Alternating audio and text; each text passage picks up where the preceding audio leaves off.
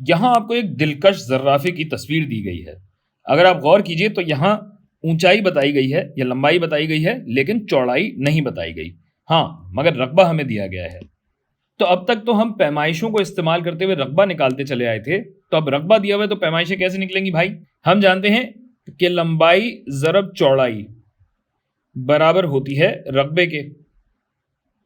लंबाई यहां 10 सेंटीमीटर है, चौड़ाई विड्थ कह लीजिए, यह हमें मालूम करनी है, और रकबा हमें दिया गया है 80 मुरब्बा सेंटीमीटर।